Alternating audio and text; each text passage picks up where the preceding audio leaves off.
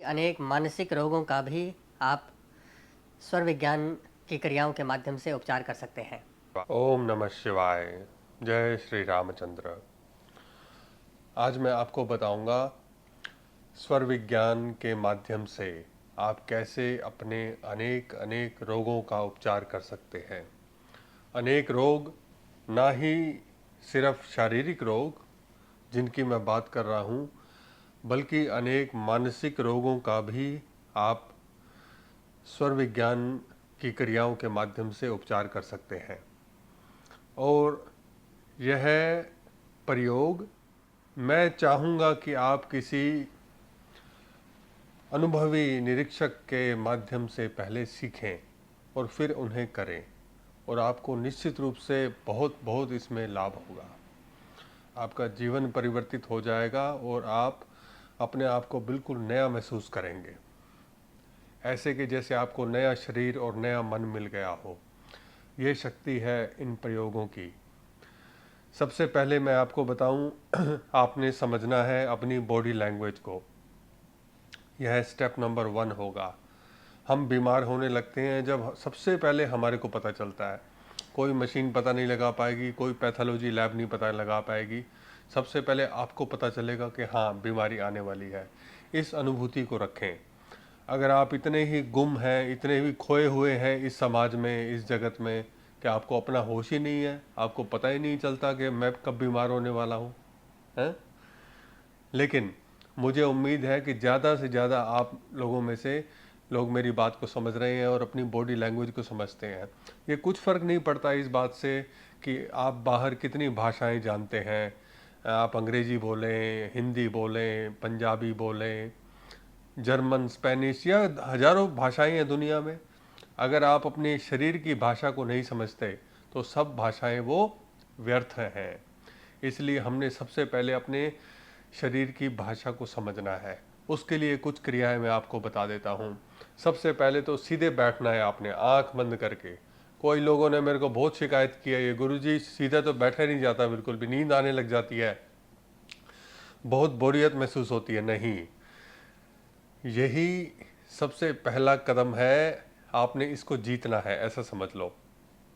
आपने सीधा बैठना है, आंख बंद करके बैठनी है, अपने ऊपर इतना नियंत्रण रखना है कि आप आंख बंद कर सकें। कम से कम फ़ोन में अपने, आप सबके पास फ़ोन है आजकल, 15-20 मिनट का टाइमर लगा के बैठ जाइए। जब तक टाइमर का अलार्म नहीं बजेगा तब तक आप आंख नहीं खोलेंगे, ऐसा संकल्प रखें मन में। शुरू करें 5 मिनट से, 5 मिनट से आंख बंद रखनी है। आग, चाहे कमरे में कोई आ रहा है, कमरे में कोई जा रहा है, कोई परवाह नहीं। घर में आग लग गई, कोई परवाह नहीं। ऐसा संकल्प मन में बना के रखें।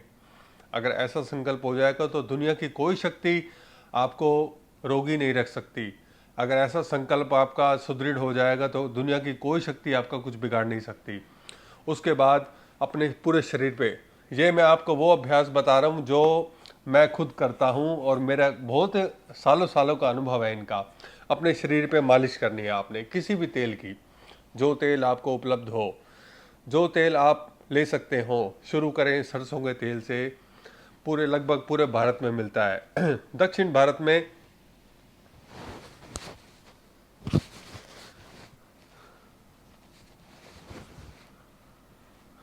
दक्षिण भारत में गोले का तेल मिलता है, कोकोनट ऑयल, नारियल का तेल सब जगह मिलता है। उत्तर भारत में भी, दक्षिण भारत में, ये दो तेल हमारे भारत में हर गांव-गांव में उपलब्ध है। इन तेलों का प्रयोग करें, पूरे शरीर पे मालिश करें। थोड़ी गंध आती है, कोई बात नहीं, वो नेचुरल तेल है।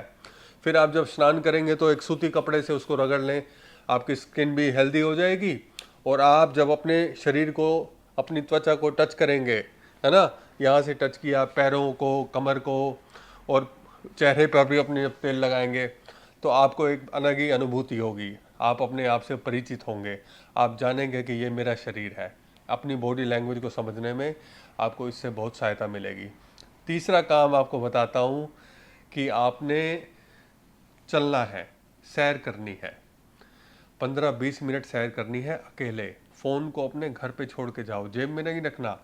ऐसे नहीं बोला फ़ोन लेके चले जाते हैं, देखेंगे नहीं तो क्या हो गया, नहीं, फ़ोन को घर में छोड़ के जाओ। अगर ऐसी व्यवस्था है तो घर की सिर्फ चाबी लेके जाओ अपने पास। और फिर आप घूम के आओ, आजू बाजू की चीज़ों को थोड़ा महसूस करो, प्रकृति के संग थोड़ा समय बिताओ। ऐसा जब आप अनुभव करोगे तो आपको बहुत लाभ। उसके बाद सबसे महत्वपूर्ण जो काम आपने करना है, चौथा स्टेप है, उसमें आपने अपने श्वास को महसूस करना है। श्वास हमारी नाक से चलती है। वैसे तो आप जब आगे मैं स्वर का आपको अभ्यास बताऊंगा, आपको बताऊंगा कि श्वास की भी गति होती है, श्वास की भी दूरी होती है, श्वास की भी लंबाई होती है। आप बहुत दूर से श्वास को आता हुआ महसूस कर सकते हैं। शायद आप आज कठिनाई होगी, आपको नहीं कर पाएंगे, लेकिन थोड़ा अभ्यास करूंगा, बताऊंगा, थोड़ी टेक्निक आपको सिखाऊंगा तो आप सीख जाएंगे उसको। जैसे कोई व्यक्ति होता है, दूर आ रहा है, वो 500 मीटर दूर है, 100 मीटर दूर है, हमारे को आइडिया हो जाता है ना उसका आने का, पता चल जाता है हाँ आ रहा है हमारे पास, नज़दीक आ रहा है हमारे पास। कोई दूर जा रहा होता है तो दूर जाने का भी पता चलता है। क्यों क्यों चलता है पता? क्योंकि हमारी दो आंखें हैं।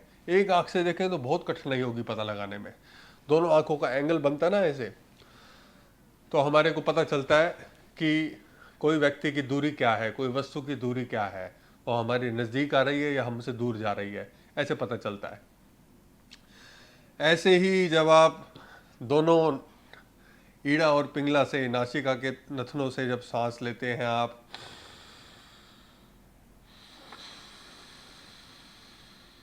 आप थोड़े ही अनुभव के बाद, थोड़े ही अभ्यास के बाद यह पता लगा सकते हैं कि श्वास कितनी दूर जा रही है और कितनी दूरी से आप खींच रहे हैं सांस को। दूरी आप सांस खींच रहे हैं, मान लो अगर रंग बिखेर दें हवा में, तो वो जैसे एक पाइप में से प्रेशर से हवा निकलती है, आपको दिखता है ना कि हाँ, जैसे एग्जॉस्ट फैन होता है रसोई में, दिखता है वहाँ से धुआं रसोई का बाहर निकल रहा है, दिखता है ना प्रेशर से। ऐसे ही हमारी श्वास जो अंदर आती है उसकी भी एक दूरी होती है, जब बाहर जाती है उसकी भी दूरी होती है। यह दूरी दर्शाती है कि आपको किस प्रकार के रोग हैं, आपके रोगों का उपचार क्या है। ये साइंटिफिक बहुत आध्यात्मिक डायग्नोस है। हमें योगियों को ज़रूरत नहीं है पैथोलॉजी लैब जाने की, हम तो श्वास से ही सब पता लगाते हैं।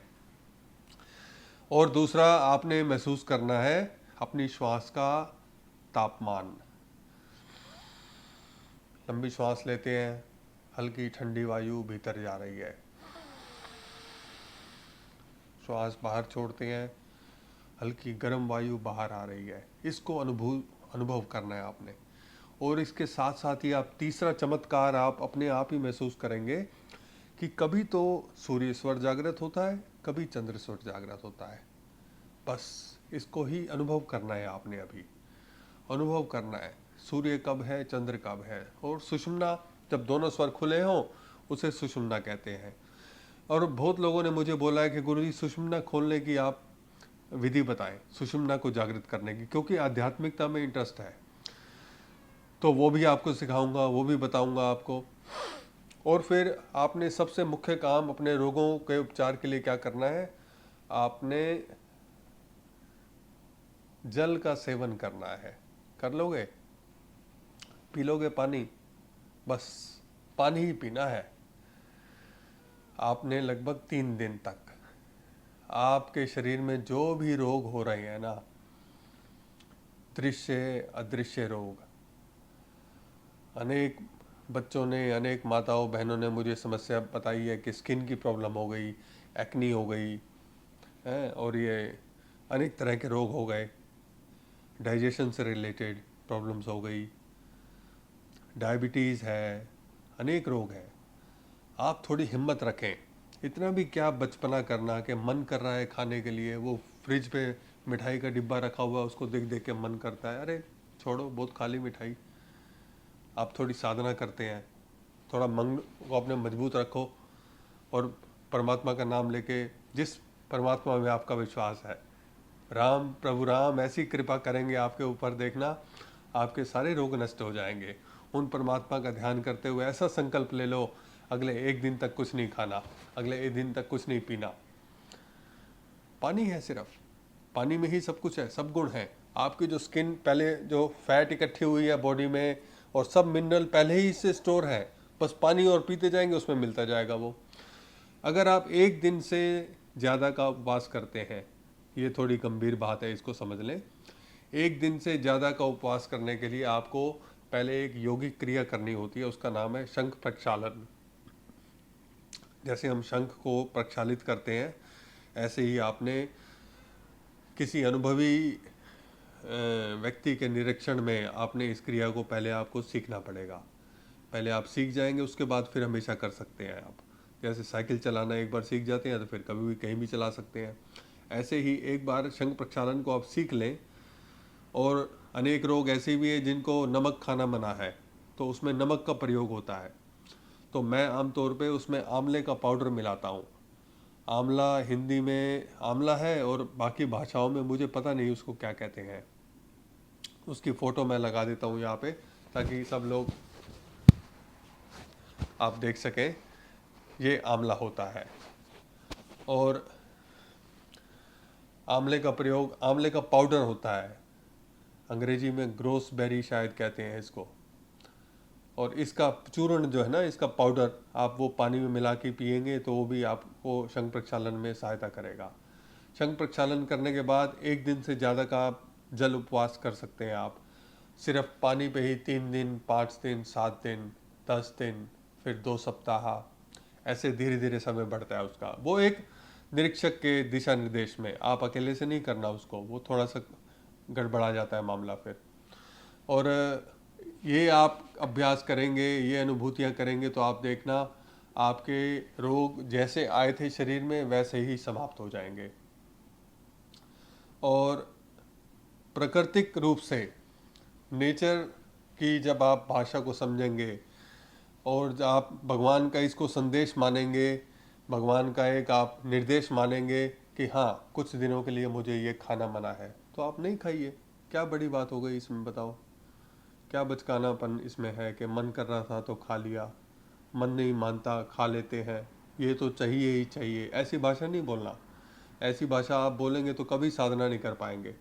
इतना तो नियंत्रण होना चाहिए कि आप कोई भी चीज़ खाएं, आप मालिक है ना, कोई भी चीज़ कभी भी खाएं, और ना खाएं तो ना खाएं। मेरे गुरुजी कहा करते थे यही योगी का जीवन है। 3 दिन का भोजन एक साथ कर लिया और 3 दिन कुछ नहीं खाया। हाँ, खीर मिलेगी तो भी खा लेंगे, खिचड़ी मिलेगी तो भी खा लेंगे, कोई शिकायत भी नहीं करेंगे।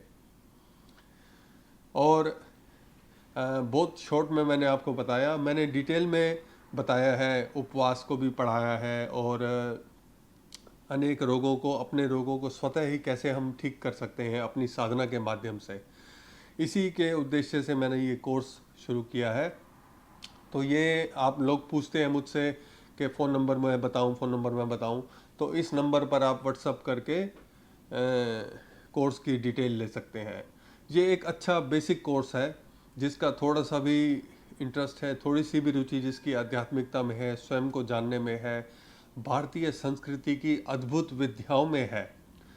अगर आप यह जानना चाहते हैं हमारे ऋषि कितने महान थे और उन्होंने क्या क्या विद्याएं, वो ऐसे नहीं कि वो विद्या पुरानी हो गई, उनका आज भी कितना प्रयोग है और हम कैसे उनको अपने जीवन में लाकर लाभ उठा सकते हैं, ये सब मैंने उसको बहुत डिटेल में बहुत अच्छे से समझाया है। और बस मैं भी आपके साथ लाइव तो क्लास लूँगा ही, 1 माह में 1 बार कम से कम, और आपके जो प्रश्न होंगे जो उनको सॉल्व करने का प्रयास भी करूँगा। आज के लिए इतना ही, धन्यवाद। ओम नमः शिवाय।